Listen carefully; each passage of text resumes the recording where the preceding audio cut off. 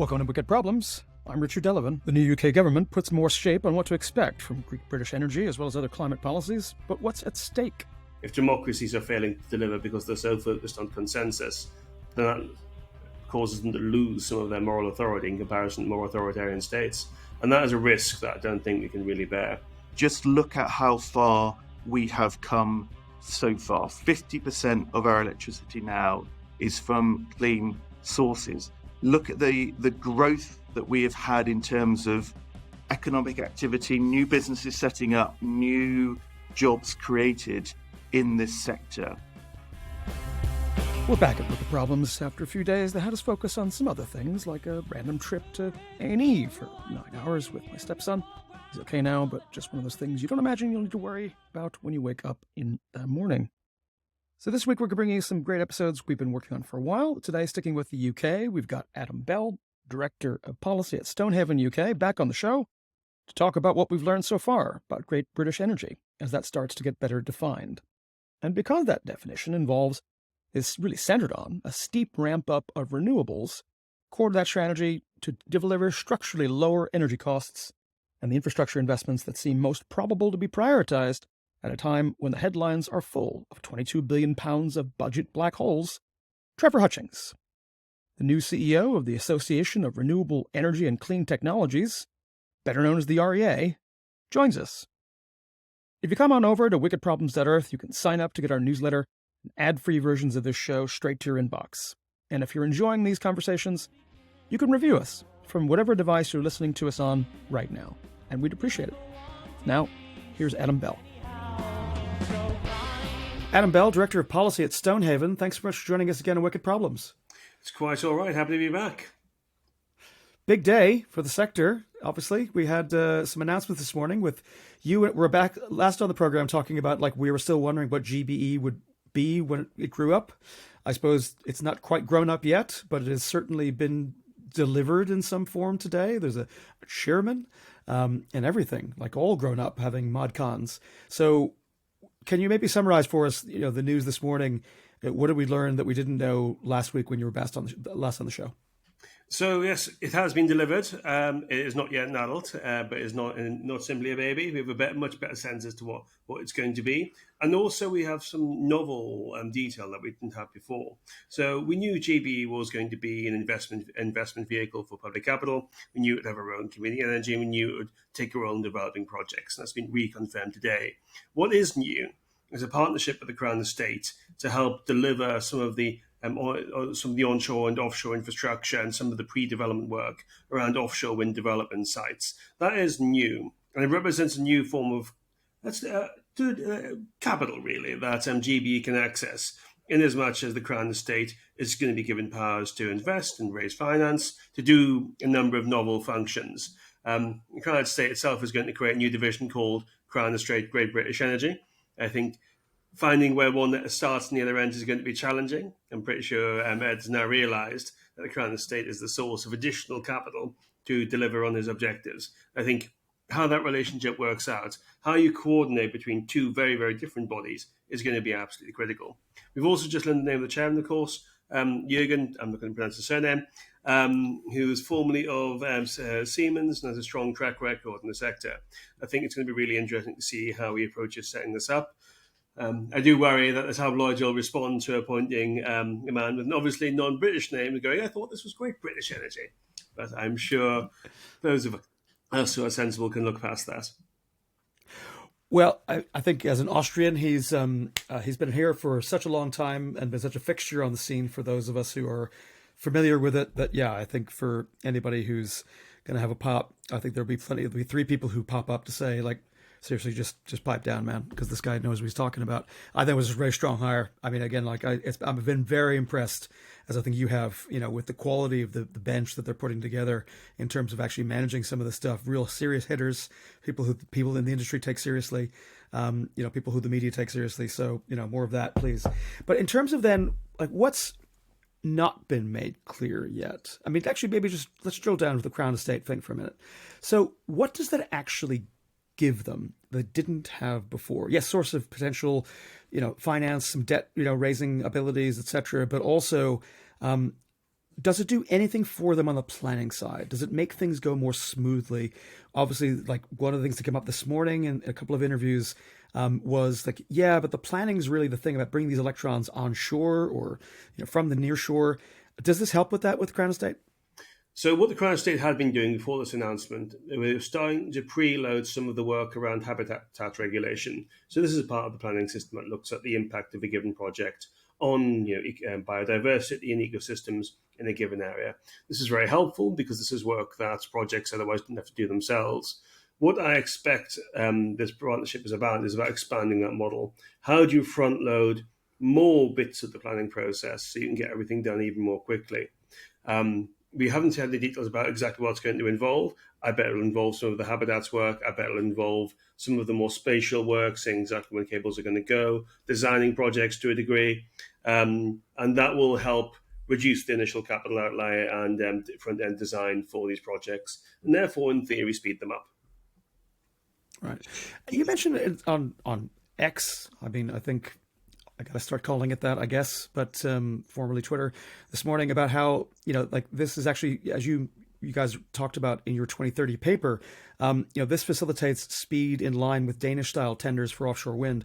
So, like, first of all, just for those people who are not super familiar with that model, why is it similar to the Danish model, and why is that good in brief? So right now, if you go out and bid for a CFD, that can be for any project in the UK, as long as you've got kind of an address where it's going to be. So it's the job of the private sector to figure out where projects are going to be located.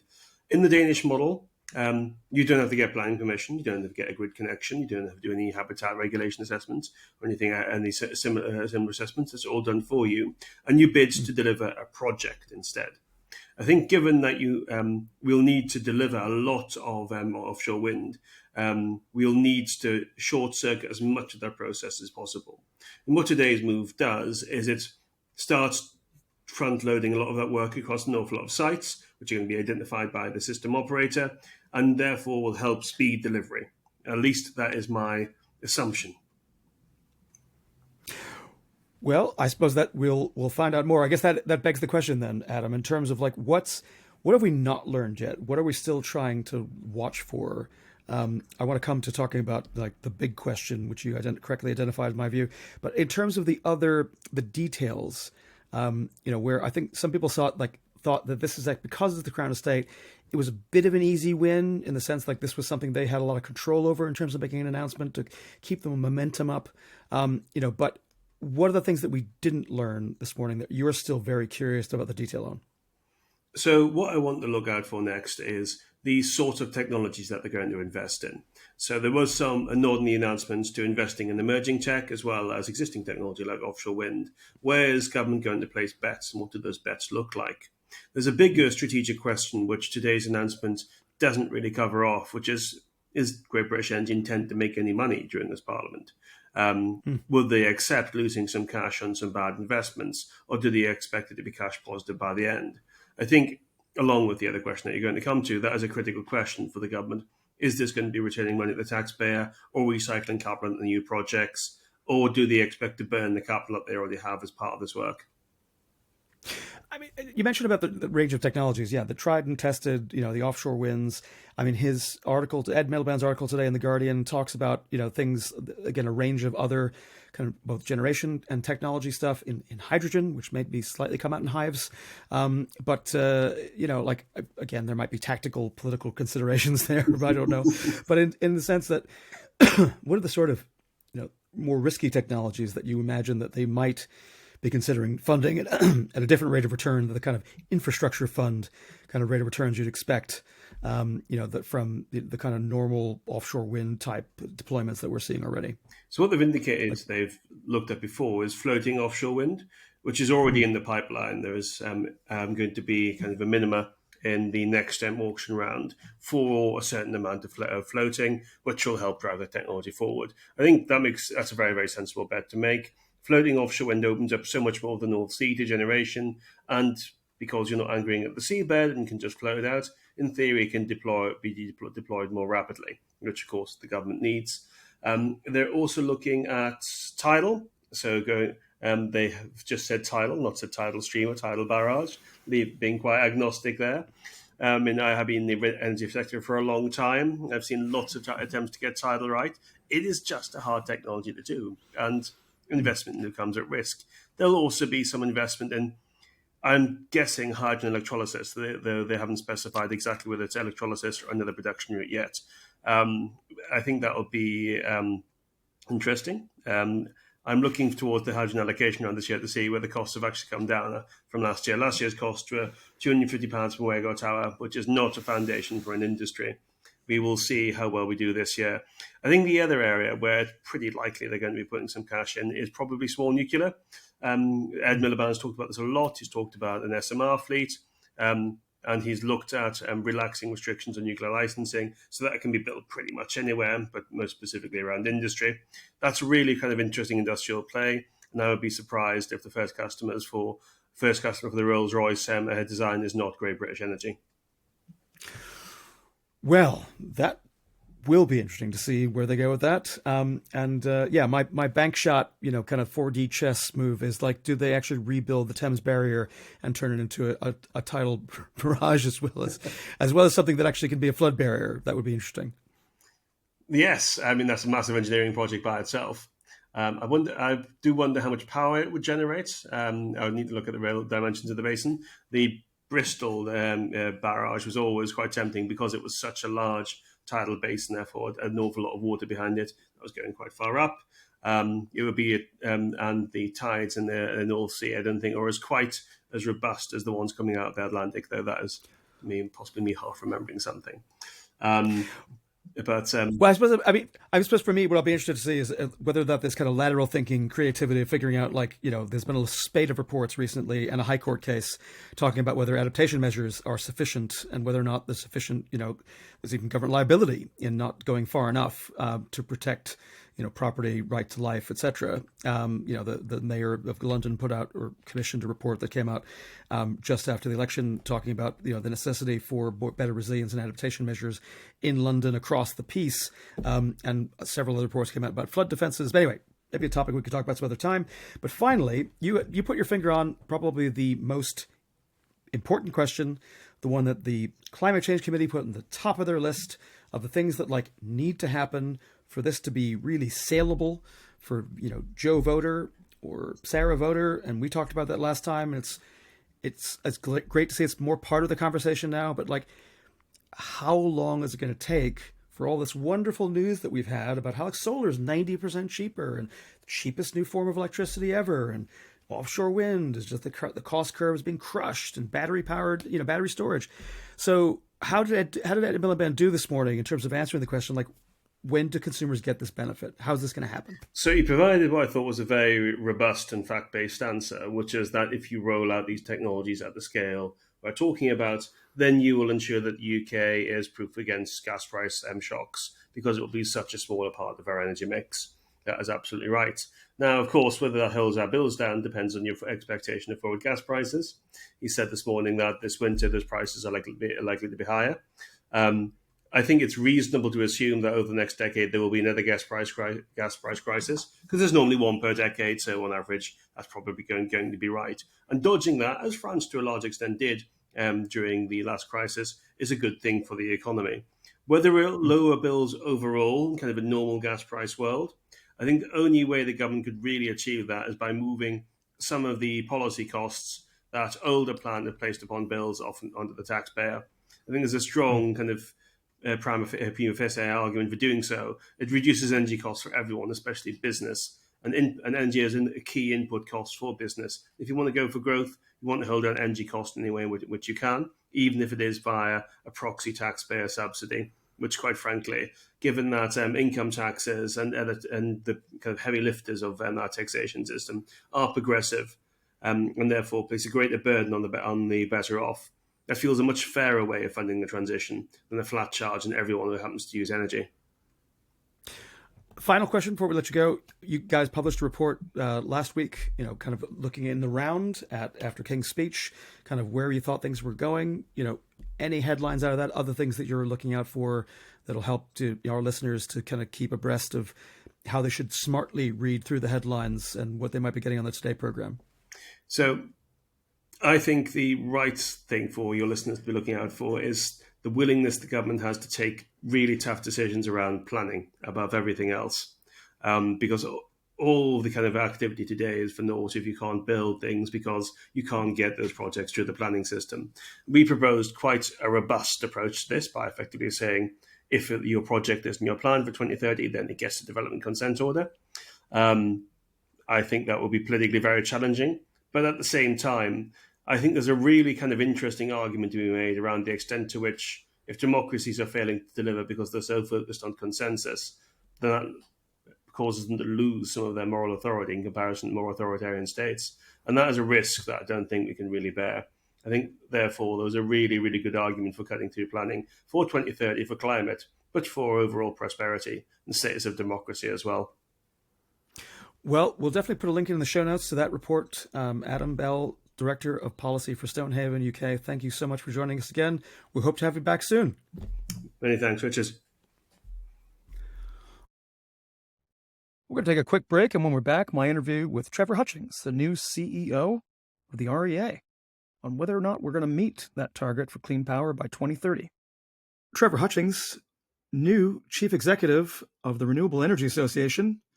Thanks for coming on Wicked Problems. Pleasure to be here. And gosh, what a time for you to be joining at a time where we're here in the UK. There's been so much change. Your industry's front and center, and a lot of conversations that are happening right now. But maybe for the listener, could you start us out by reminding us what the Renewable Energy Association does? Yes, of course. So the long title is the Association for Renewable Energy and Clean Technologies, but the REA for short. And so we are the UK's largest trade association for renewable energy and clean technologies. We've got around 500 members, and that stretches from huge, great organisations and corporates like Centrica or Savills or NatWest Bank, right the way through to smaller SMEs. And the reason they join us because they like the fact that we represent their views into government and decision makers, and we offer a range of other services for them. And I suppose one thing that sets us apart is we are actually the only trade association that operates across the whole of the renewable energy sector. And we can give that system-wide view, which is extremely valuable when we're building out a new renewable and clean energy sector. And that's our vision, a future built on renewable energy and clean tech. Well, I think we're going to have a lot to talk about in, again, the incoming government. I know that you guys published something around what you're hoping to see in the first 100 days. The Energy Secretary has put some pretty big, hairy, audacious goals that are going to fall on your shoulders to some extent, or your membership's shoulders in terms of clean power by 2030. So lots to talk about. But let's get into a little bit about your background, Trevor. So where have you come from to this role, and what made you decide to take it? Yeah, so I've been in this space for quite a while. My first half of the career was very much around government policy making. So I've spent time in the Environment Department, the Energy and Climate Change Department, as it was called back in the day. And in fact, actually served when Ed Miliband was his Secretary of State first time round. So have seen a lot of change over that time. I've also spent a period with the European Commission in Brussels. But the second half of my career, following also a stint with WWF, the Global Conservation Brand or Conservation NGO, and second half of my career has been very much in the space of the delivery and the commercial end of the transition to clean technologies, and so I've operated in a number of consulting businesses, and also looked at the wider challenges around not just tackling climate change, but also around environmental decline more generally. So, yeah, I feel that over that time, I've come across the REA on a great number of occasions and always respected the great policy insights that they bring on behalf of their members to the debate. And delighted to be taking over from Nina, the outgoing CEO, and so now this is sort of week 4 into the job. Well, we're delighted you could make the time so early in your stint. But again, did you imagine when you knew you're going to be starting the job around this time that it would be coinciding with this quite epochal shift in terms of what the policy landscape might look like in a year? No, indeed. I mean, what a great time to be taking over the reins, though, with a new government coming in the UK, and obviously, elections around the world, which have got implications for the clean energy transition and the need to tackle climate change. So, yeah, no, a great time, and I think my focus at the moment is very much supporting the team and our members to make sure that the views of the renewable energy sector are heard loud and clear within government, and really encourage them to build on the promising start that they have made. And we stand ready with our membership to support the rollout of much more progressive policy landscape, which it's important to remind ourselves why that is important, because of course not only is the transition to clean energy essential for tackling climate change and all of the reasons that we must tackle that, but it is also about securing our energy sources. Your homegrown energy from renewables is much more secure than relying on imported gas in particular, as we've seen some of the challenges to that market.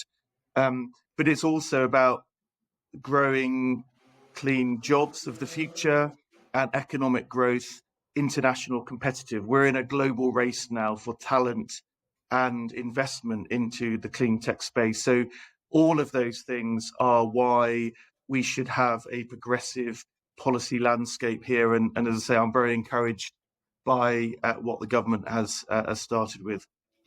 Well, I was going to say, I mean, they certainly came out of the traps with a lot of activity in terms of approving 3 solar farms, in terms of reannouncing their goals, in terms of quadrupling offshore wind, doubling onshore wind, removing the effective barrier to that.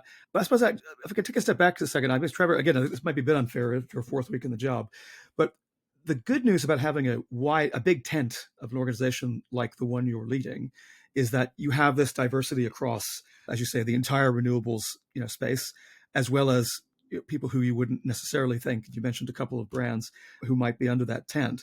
But I suppose that also can bring challenges in terms of having a consensus around what to push for.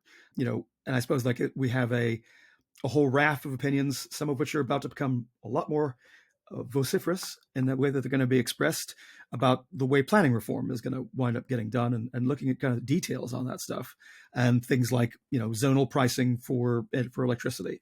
So what are the top things that, again, I know you've published some stuff, but maybe if you could help us by understanding the top things that you're looking for. You're welcoming some of the things you've already seen, but what are the 3 to 5 things that you are hoping to see in this first 100 days from this government? Yeah.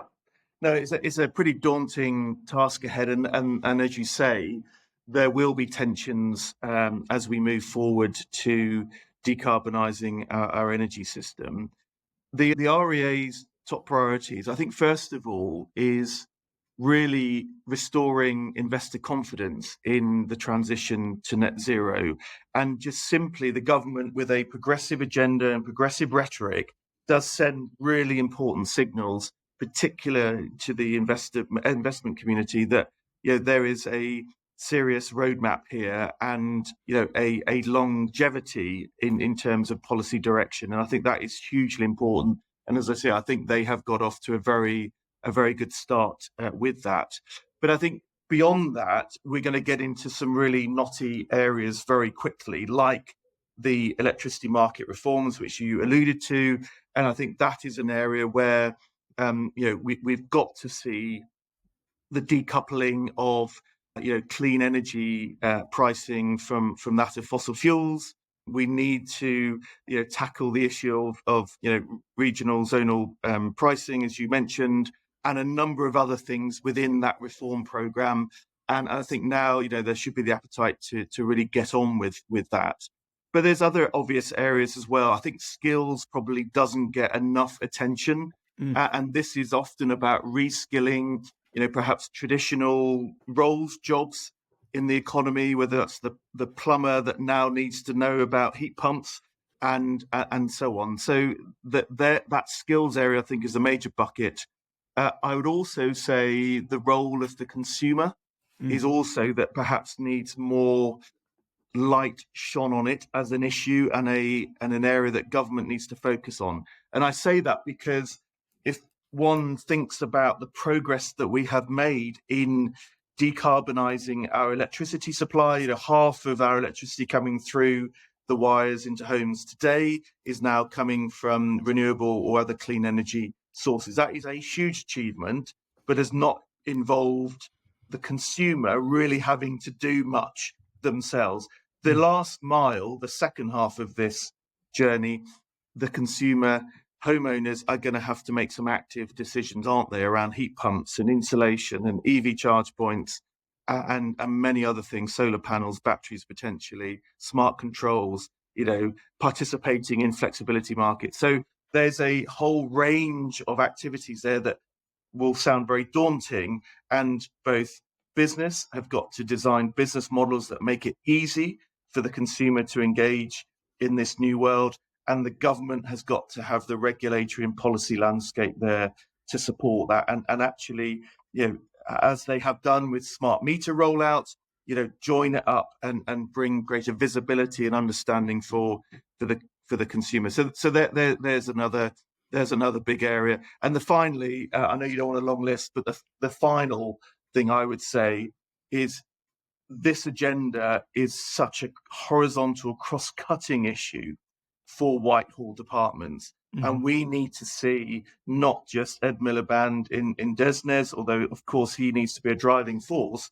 We need to see other departments and secretaries of state stepping up, not least Treasury, Department of Transport, the Environment Department, the local government communities department. So there is a lot of joining up to be done, and we think that could be potentially best achieved through an office of net zero deployment. So very excited to support this this government with its mission in this space. So let's unpack a couple of those. I mean, that last part first, in terms of why an office of net zero deployment. Again, I get the cross-cutting piece, and Sarah Jones's portfolio, as I understand it, is going to stretch across both Desnes and the Department of Business and Trade. So she's got kind of a dual hat, if that's the right way of putting it, in terms of the way, embodying what the new Prime Minister has talked about, of having these, kind of mission areas that cut across existing Whitehall departments. I mean, so that doesn't go far enough? I mean, or Chris Stark has mission control head for the clean power, kind of move. How would an office of net zero deployment actually, what would that look like, and what would be different from what you're seeing now? Yeah, so I think all of those things that you mention are great positive steps, and delighted that Chris Stark has taken up his role in mission control on decarbonising the grid. But this, I guess my point is that this agenda is very much broader than simply decarbonising the electricity grid. I mentioned very much, for example, around transport and the need to decarbonise transport, and of course the role that electric vehicles will play in that is going to be substantial. And the job of rolling out EV charge points, again, cuts across multiple departments. And so that's got to be something where we tackle the barriers there. And likewise, the Environment Department, for example, some of the bioeconomy, the biomass sector has got a major role.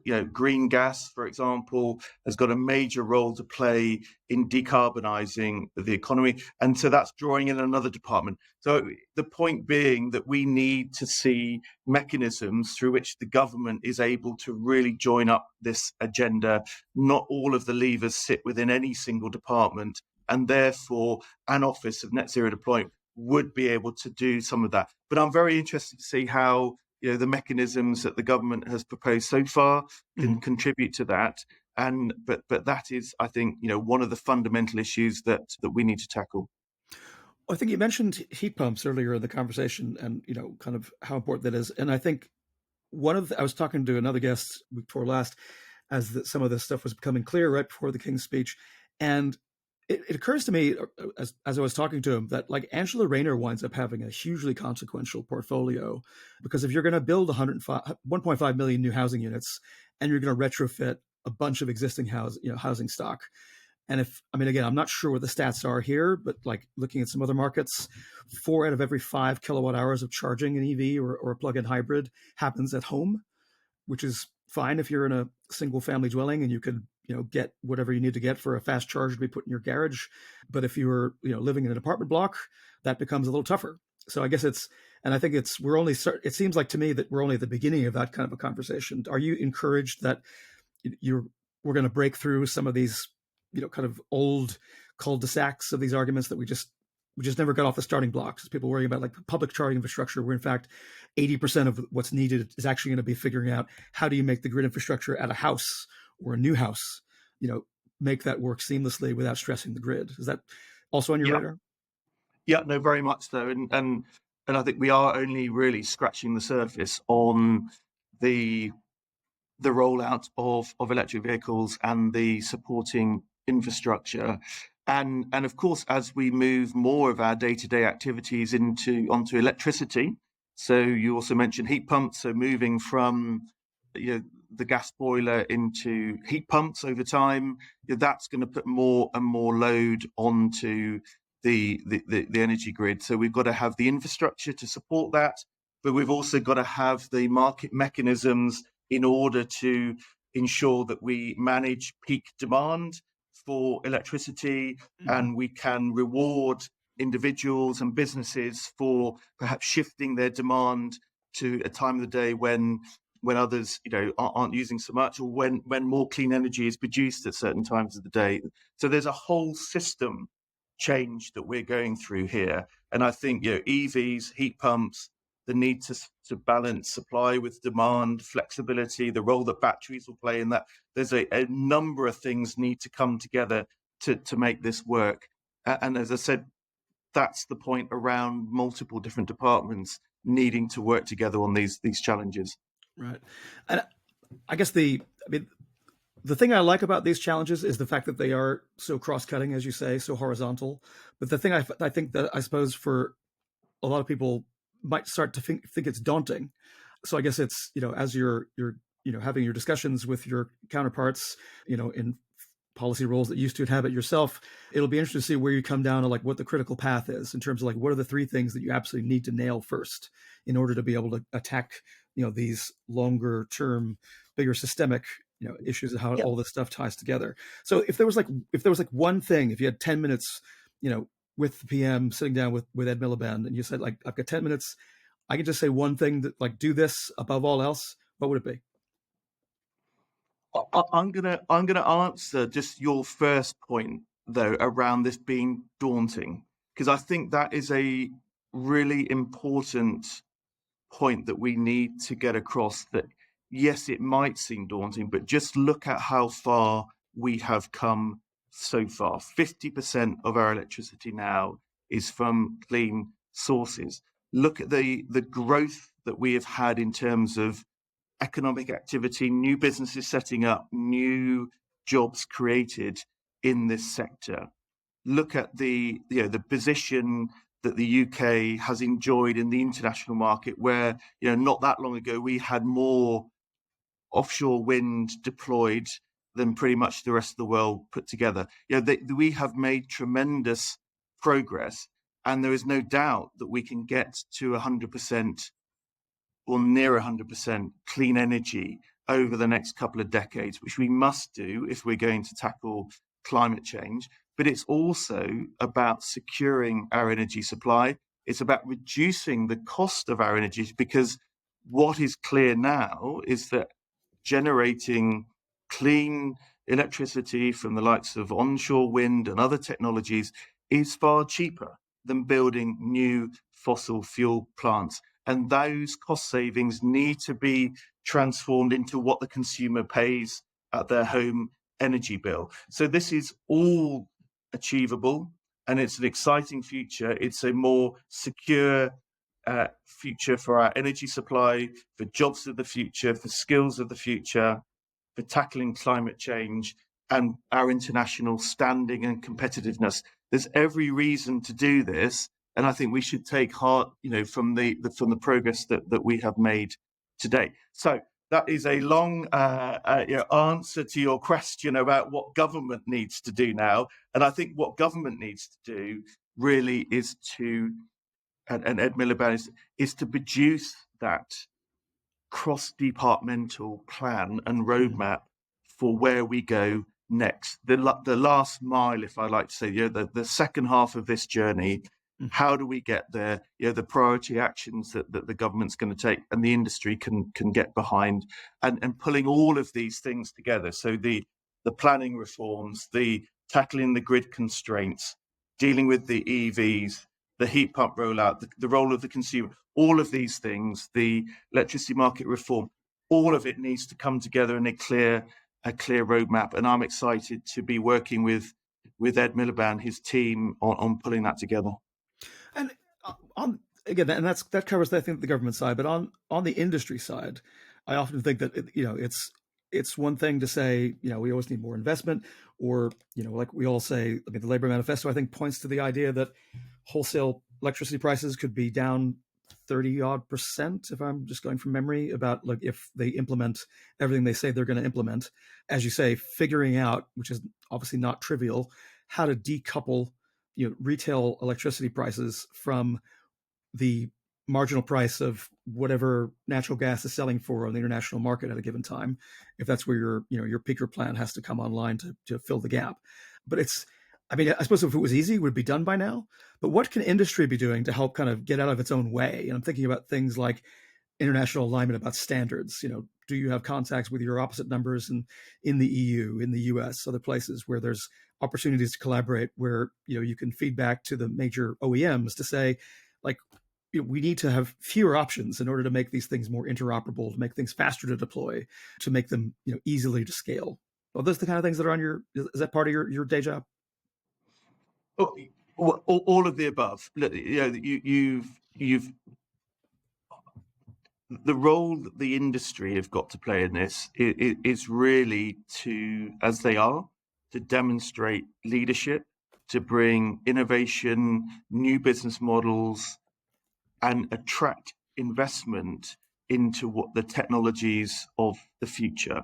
And we're seeing that very successfully done. If one looks at the way that solar power has reduced in price since, over the last couple of decades, close to sort of more than 99% cost reduction, such that now it is freely accessible as part of the energy mix.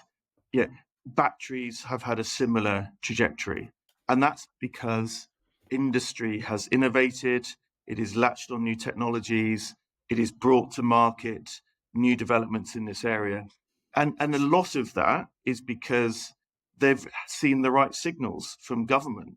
The previous government setting a net zero target, that sends a really clear message to the industry that this is an investable area. And the industry's got to keep going. And what I would encourage and what I would like to see more of is there are emerging frontier areas of technology development where we still have got quite a way to go. And I think those kind of areas, we need to see industry brave to invest in those areas. I would also add, though, that to get the job done, we've got pretty much most of the technology that we need here. It's going to be a case of deployment, cost reduction over time to get the job done. So big role for industry, but the industry can't act alone. It's got to have that policy and regulatory landscape. And so this is a key role for the REA. We sit at that intersection between the policymakers and politicians and the industry. And our role is very much to facilitate clear industry asks of government and to provide that policy analysis and evidence base to ensure that decision makers are acting in the best interests of getting the job done on net zero. And I guess final thing before I just want to talk a little bit about the future. You mentioned about skills, and I think we all agree, and every kind of developed market in the world is experiencing a similar shortage. You've got a population of people who would have been, plumbers very successfully putting in gas boilers over the last X number of decades, or electricians who are used to doing things a certain way. But it hasn't been sectors where people have flooded in. And you see some interesting initiatives, but at a small scale, like, what Octopus is doing and trying to train up, installers for heat pumps. And as you mentioned, it's a totally different skill, not totally different skill set, but it's different. What more could the industry side be doing on the skills side? I mean, are there collaborations with, how do you figure out, often these things fall down where everyone's looking at each other saying, that's your job, as opposed to it being my job. Like I've talked to companies where they're like, well, why would I want to be involved in having fun training schemes? Like that's I should be getting an educated workforce coming out of the schools. Like, why should I have to pay for any of that? Legitimate question, but I suppose if it doesn't get solved, we're not going to get there. So what kind of conversations can you imagine having over the next year with your membership about how to help fill some of these skills gaps? Yeah. I think skills are a great example of why it is absolutely essential that we need to look at the transition to clean energy as a system change. We need to look across the piece, because while one might make lots of progress in particular areas, dependencies like skills, and indeed dependencies like grid connections, which we have seen a constraint on in recent times, those dependencies are on this critical path. And so we need to identify where those gaps and constraints are. And my suggestion is that skills, amongst a number, are a key area that we need to get right. And we being the industry, but we also need to work very closely with government to ensure a joined up approach, to ensure that those plumbers, electricians, builders, and others in this supply chain have better understanding of the transition that we're on. That they have such an important role as intermediaries. Often homeowners will take their advice, won't they, from their local plumber or electrician. Absolutely. Though they're a trusted voice for many consumers. And so we need to ensure that they are equipped to have that conversation. They're aware of the new technologies.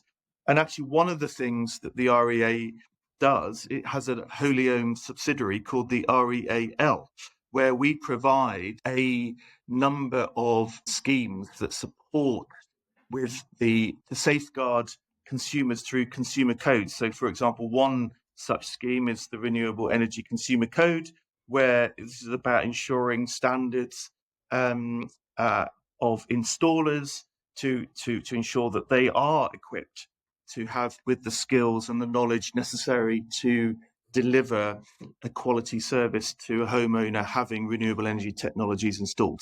But that is an area I think that I would say is still immature and not sufficiently joined up across the piece with the regulatory landscape. And so that's an area that I would like to see grow, because one of the real challenges we all face is the consumer experience. If we see horror stories of mis-selling, of poor equipment, shoddy workmanship, that is going to set us back substantially. It's not just in the home, but it's also in terms of how EV charge points are installed and so on. So there's a big job to be done there, but overwhelmingly, I think that comes under the sort of basket of how do we upskill the economy on this transition to net zero. It's definitely not a story going anywhere, so I hope you'll come back and talk to us more about that. But what are you hoping to have accomplished in 5 years in this role? Yeah, so my ambition for the REA over that period is we've got to ensure that we continue to deliver value for our members. We want to be more impactful on behalf of our members in terms of informing and supporting progressive policy making by government. We need to always double down on the data, the evidence that we base our arguments on. So having that greater impact, the greater voice on behalf of the sector is important. I think we also can grow what we do for our members and for the sector more generally in terms of the services we offer from training and events, maybe more around market data insights, doing more for our members to operate internationally. So that's the second area. And I would say the third area is the people that work at the REA. We have a tremendous team here, and I want to be able to offer them and to attract people to come and work here who then can go on to have a career and perform at their best. So those are the three sort of top priorities that I see for the REA. And I think collectively, we're going to play a substantial role in getting this job done of completely decarbonising our energy system through the deployment of renewable technologies. And then final question before we let you go, Trevor. We'd ask people who, like yourself, Chief Executive, come on the program, if they'd be willing to share with the audience 3 things that have really influenced them, help shape their worldview, or sometimes even reshape it. And we've had responses of everything from books to films to hiking trips to experiences at sea to an art installation once. And I believe we had Schopenhauer be a response once. So really open-ended question. Listeners are always curious to see someone with your level of experience in a role as important of yours, the kinds of things that, really help shape your views on climate and climate tech. So over to you if you have 3 things. What a great question. Look, I think the thing that has most struck me about this clean energy transition is, in the early days, the kind of the resistance, the entrenched view that our world is driven by fossil fuels and that will always be the case. The entrenched view that technologies like electric vehicles can never replace the internal combustion engine. But what we have seen is that, yes, they can. And once the momentum is built, the speed of transition, particularly in cost reduction, I mentioned solar panels and batteries earlier, is just phenomenal and has exceeded everybody, and particularly my expectations over that period. Nobody was projecting the cost reduction at the time. So what I say is that we should take heart from that progress that we have made to date when we go forward and tackle some even more challenging areas on this transition. So we have to fight against the naysayers. I expect when we moved from the horse and cart to the internal combustion engine, there were those that didn't want that transition to happen, but it happened. And we're going to have the same thing here and now. So that is what I would say is we need to believe in this transition. We take heart from what we have progressed so far, and we keep battling to get the job done because it is the right thing to do and it is perfectly achievable. Okay, well, Trevor Hutchings, CEO of, I'm not going to try to do the full title. I'll just say the REA. And thank you so much for coming on Wicked Problems. It's been my pleasure. Thank you very much. I hope you'll come back because I feel like we only scratched the surface on some of these things and so much to play for. So I hope we can attract you back after you've had a little more time in the chair. I'll be delighted to do that. Outstanding. Thanks to both my guests, Trevor Hutchings from the REA and Adam Bell, Director of Policy at Stonehaven UK. Good show, not too long show. We also, just program note, we are going to be coming out with a double episode, which is going to be all about Texas. Why UK climate tech companies have decided that that's the place in the US, maybe not the place that you might expect if you don't know Texas, where they've chosen to build their US businesses. So we're going to be speaking to Q from Moto Energy and Michael Lee from Octopus. So, as well as some other guests to give some more context, and look out for that double episode coming out tomorrow. And then we're going to be heading off to Provence, where we're going to do some reporting on how climate will be affecting not just the usual energy suspects, but indeed perhaps even viniculture. For now, over to you, Theo. See you soon. Peace.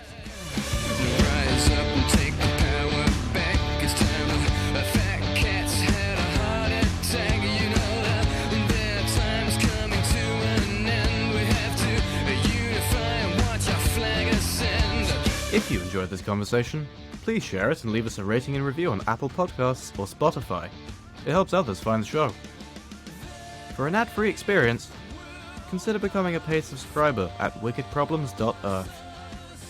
You'll get our newsletter, show notes, and exclusive content.